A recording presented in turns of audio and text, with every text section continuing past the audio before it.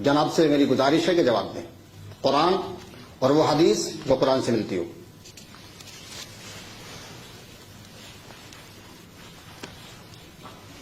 بسم اللہ الرحمن الرحیم۔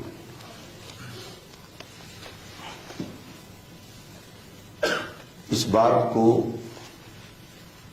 اتنا طول نہیں دینا چاہیے تھا کہ حضور صلی اللہ علیہ وسلم نے مناظرہ کیا اور حضرت ابراہیم علیہ الصلوۃ والتسلیم نے مناظرہ کیا، اس لیے کہ بات یہ طے ہو چکی ہے کہ اصول مناظرہ کی روشنی میں مناظرہ ہوگا، اور آپ بھی یہ کہہ چکے ہیں ہم اہل سنت و جماعت سے ہیں، تو مناظرے کی جو کتابیں اس وقت ہمارے ہند و پاک میں رائج ہیں، ان کتابوں میں اس بات کی صراحت موجود ہے کہ جب مناظرہ ہوگا تو اس کا مطلب یہ ہے کہ دونوں فریق کے لوگوں کا ہم پلہ ہونا ضروری ہے۔ اگر ہم پلہ نہیں ہوں گے تو وہ مناظرہ بجائے مناظرہ کے یا تو مقابلہ ہو جائے گا یا مجادلہ ہو جائے گا۔ آپ بتائیں، اگر حضرت ابراہیم علیہ السلام نے مناظرہ کیا اور مناظرہ کی کتابوں میں یہ لکھا ہوا ہے کہ دونوں کا ہم پلہ ہونا ضروری ہے، تو کیا نمرود معاذ اللہ رب العالمین حضرت ابراہیم علیہ السلام کا ہم پلہ تھا؟ کیا فرعون حضرت موسیٰ علیہ السلام و تسلیم کا ہم پلہ تھا؟ کیا جو لوگ نجران سے رسول پاک کی بارگاہ میں آئے تھے وہ سب رسول پاک کے ہم پلہ تھے، برابر تھے؟ اگر کوئی مسلمان یہ سوچ لے تو پھر اسے اپنے ایمان کی بھی خیر منانی چاہیے۔ اس لیے آپ نے پتہ نہیں کہاں سے یہ جان لیا کہ انہوں نے مناظرہ کیا۔ آپ سے میں گزارش کروں گا کہ آپ حضرت ابراہیم علیہ الصلوۃ والتسلیم کے بارے میں فرما رہے ہیں کہ انہوں نے نمرود سے مناظرہ کیا۔ ناظرہ یناظرو، مناظرہ باب مفاعلت سے ہے۔ کیا قرآن کریم میں حضرت ابراہیم علیہ السلام کے واقعے میں ناظرہ کا ذکر ہے؟ یا حضرت سیدنا موسیٰ علیہ الصلوۃ والتسلیم نے جو فرعون کے سامنے جا کر کے گفتگو کی اس میں مناظرہ یا ناظرہ یا یناظرو کا کلمہ ہے؟ یا رسول پاک صلی اللہ علیہ وسلم نے جو یہودیوں سے عیسائیوں سے گفتگو فرمائی اس میں مناظرہ ہے؟ آپ نے گویا قرآن کریم پر تہمت لگا دی، اتہام آپ نے رکھ دیا، اس لیے کہ جو لفظ قرآن میں نہیں ہے آپ نے اپنی طرف سے اسے شامل کر دیا۔ یہ بہت عجیب بات ہے۔ مناظرہ کی یہ کتاب ہے، آپ کا کیا نام محترم؟ آئیے میرے پاس آ جائیے، آ جائیے، آپ بھی آ جائیے، اور دونوں حضرات یہ ان کے پاس لے جائیں، اور ان سے میری یہ گزارش ہے کہ وہ اس مناظرے کی تعریف کو ان سے معلوم کر کے یہ بتائیں، وہ ہم سب کو سمجھائیں کہ اس کا معنی کیا ہوتا ہے۔ یہاں سے کہیے کہ وہ سمجھائیں اس کو۔ یہ مناظرے کی کتاب ہے۔ میں اپنی گفتگو کو ختم کرتا ہوں۔ آپ اس کو لے جائیے، میں جواب دوں گا۔ نہیں، مجھے کتاب نہیں چاہیے، آپ لے جائیے، وہاں رکھ دیجیے۔ ایسا نہیں ہوتا ہے مناظرہ، یا اصول مناظرہ ایسا نہیں طے ہوتے ہیں۔ ہم بتائیں گے کیسے طے ہوتے ہیں۔ آپ بتائیں۔ جی بتائیں گے، بالکل بتائیں گے، اسی لیے تو آئے ہیں۔ چونکہ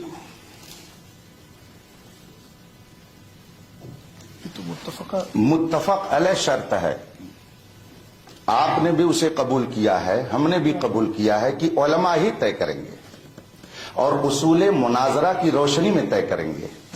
चूंकि ये दूसरी भी तहरीर आपकी मेरे पास मौजूद है, लिहाजा हम इस तहरीर से अलग नहीं हो सकते। इसी की रोशनी में गुफ्तगू होगी और इसमें आपने बहुत तफसील से ये लिखा है, मुनाजरा आलिमाना अंदाज पर हो, आमियाना अंदाज पर ना हो। तो आलिमाना का मतलब क्या है? जो उसूल हैं, किताबों में जो उसूल मुतय्यन हैं, उनकी रोशनी में होगा। आपने खुद इसको लिखा है। फिर आगे आपने ये भी लिखा है कि नरमी और मोहब्बत और प्यार के साथ हो, सख्त लबो लहजा न हो। ये खुद आपने इसके अंदर तहरीर किया है और दोनों फरीक ने इसको माना है। तो आलिमाना अंदाज पे मुनाजरे का मतलब ये नहीं होता है कि आपके सामने अगर हमने कोई बात रखी है तो आप उसको यूं ही नजरअंदाज कर दें।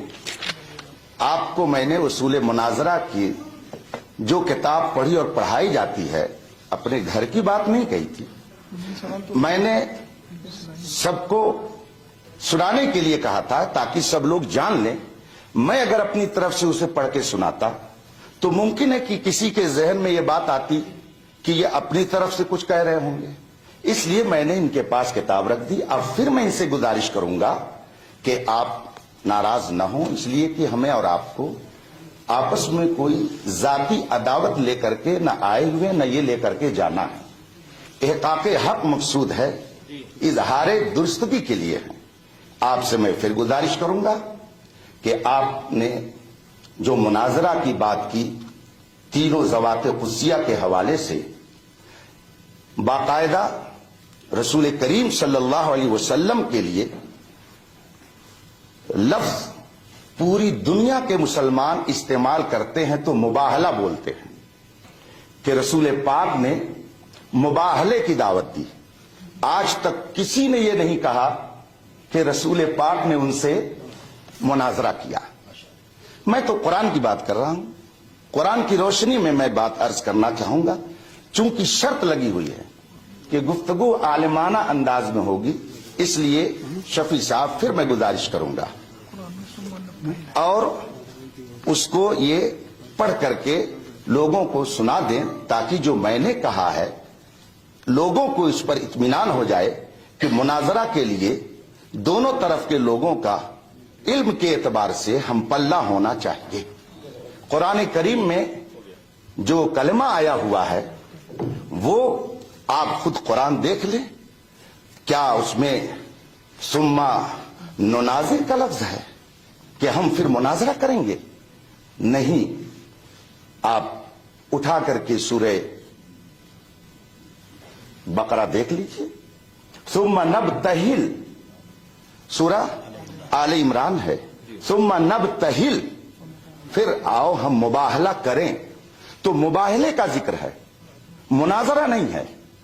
और अगर आप मुबाहला और मुनाजरा को एक समझते हैं तो यह आपकी समझ तो हो सकती है मगर उलमा की समझ नहीं हो सकती।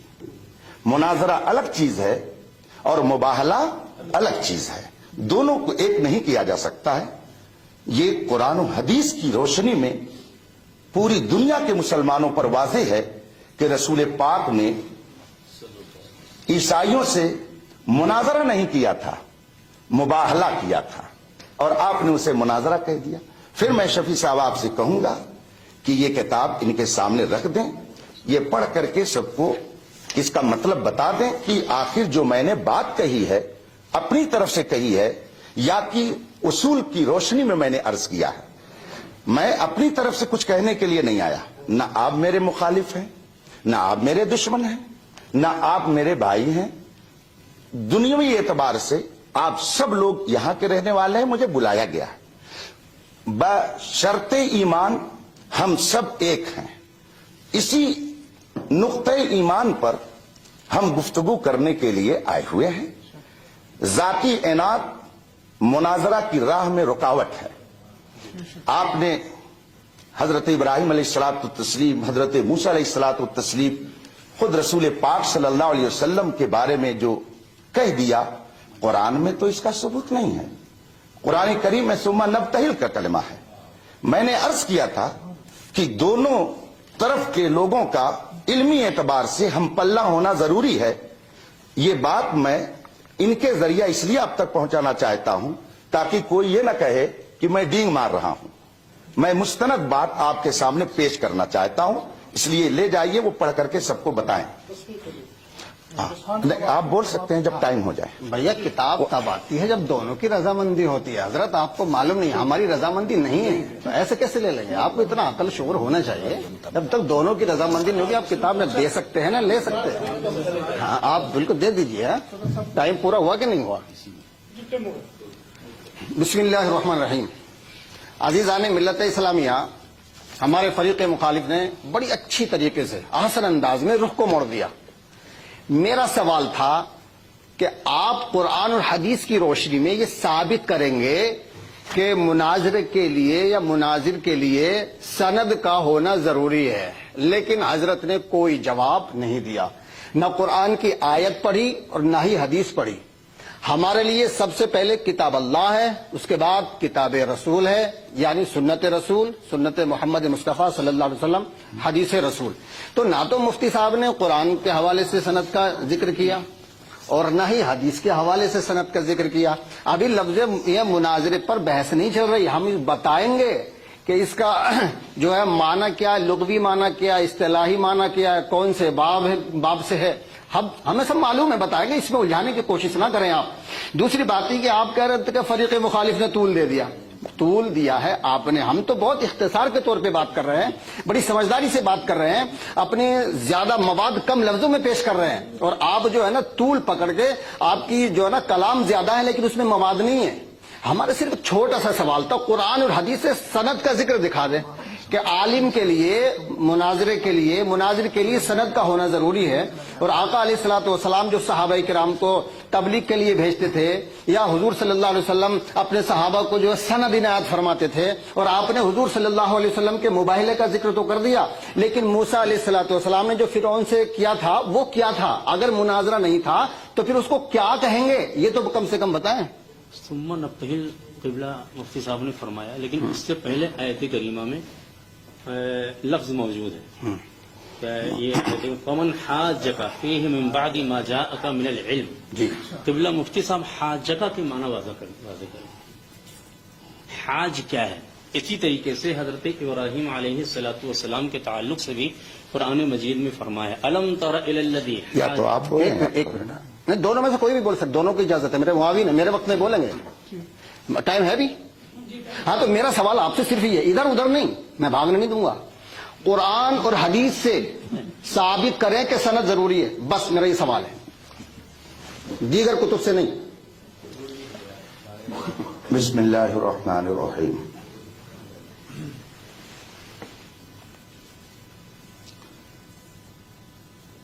جب آپ نے اپنے آپ کو اہل سنت و جماعت سے کہہ دیا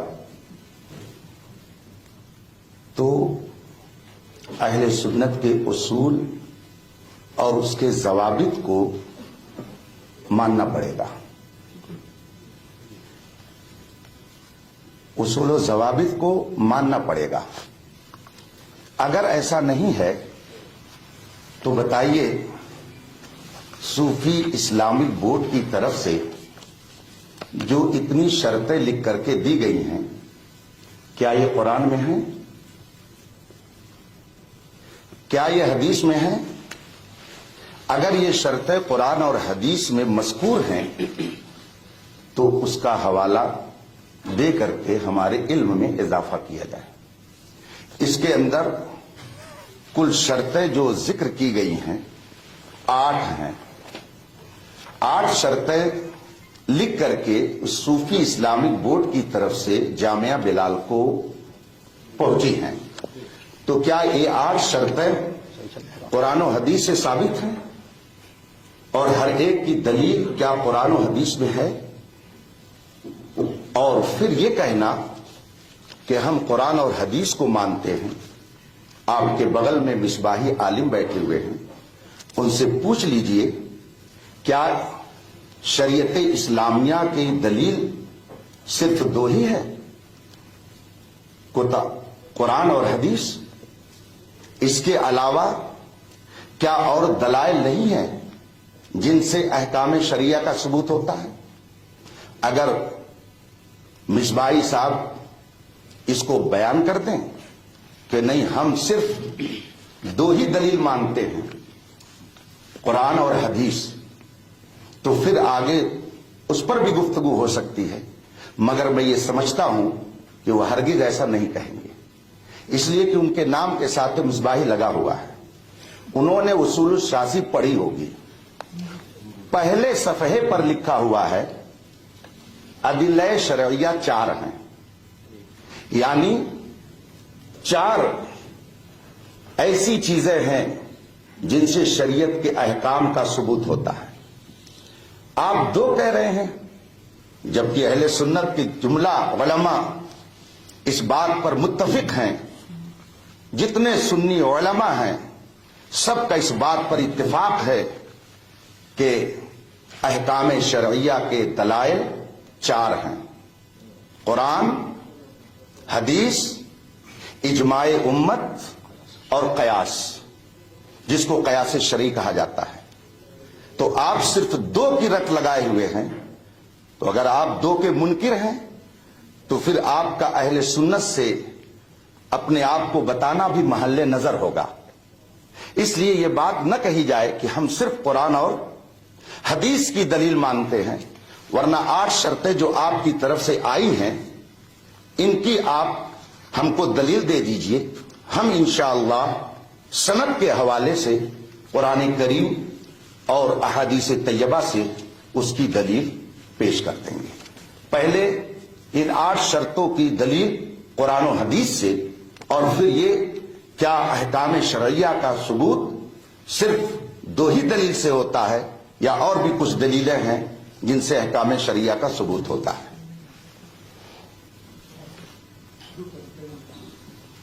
اجازت ہے بھائی؟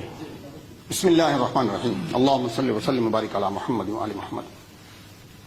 آپ حضرات بخوبی سن رہے ہیں اور یہ آڈیو ویڈیو ریکارڈ بھی ہو رہا ہے.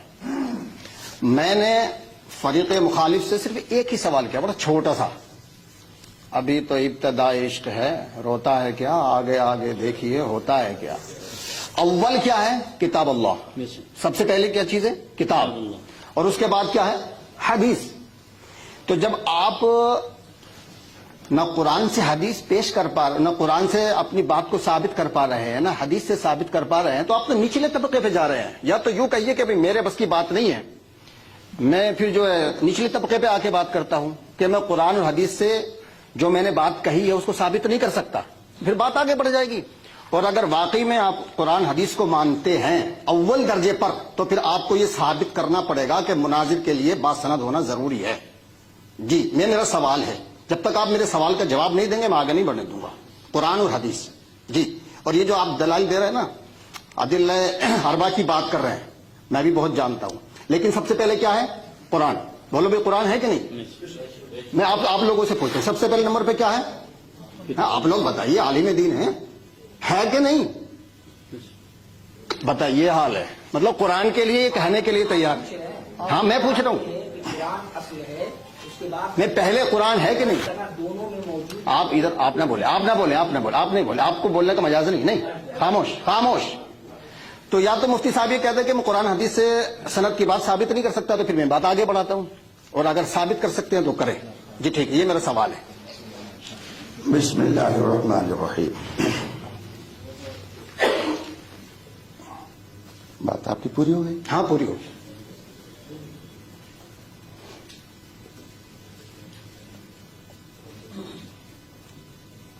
قرآن کریم میں فرمایا گیا ہے، بسم اللہ الرحمن الرحیم، انما یخشی اللہ من عبادہ العلماء.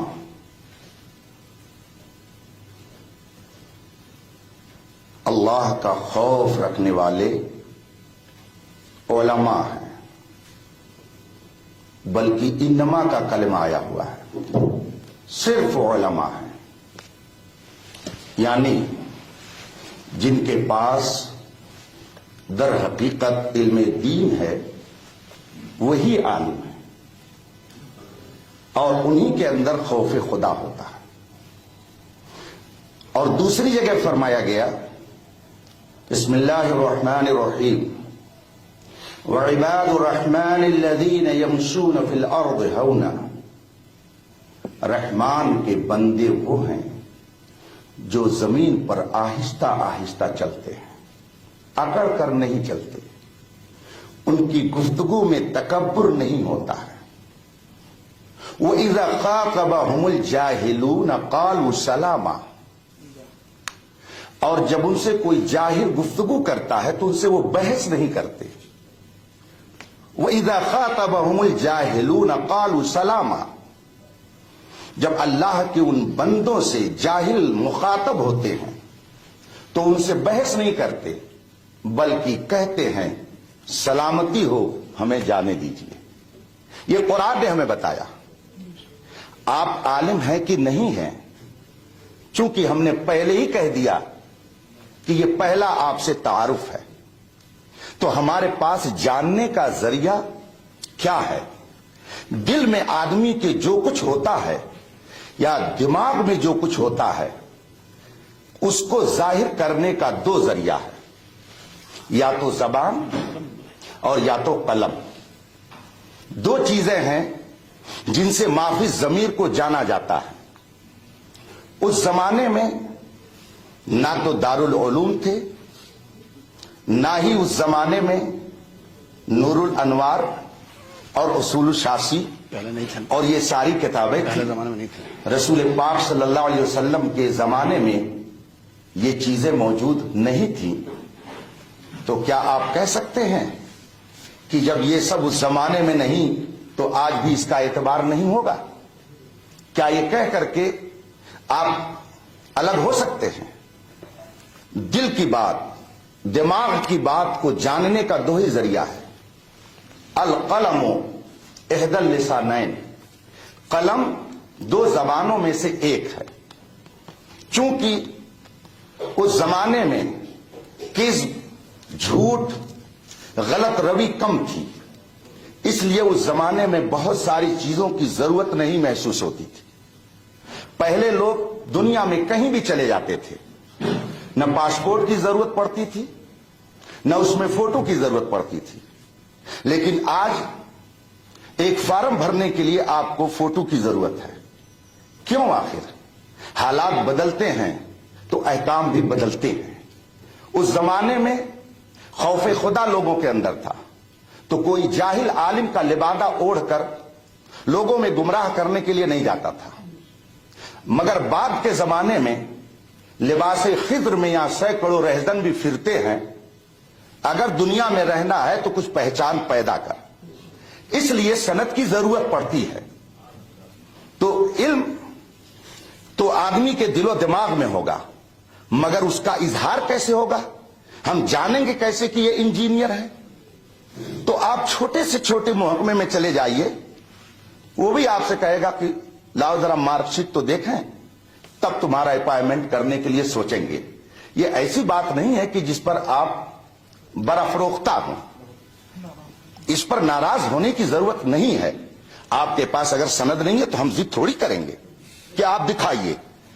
آپ سے ہم نے یہ بات اس لیے کہی کہ اس میں شرط آپ ہی کی طرف سے آئی ہوئی ہے کہ عالمانہ طرز میں گفتگو ہوگی.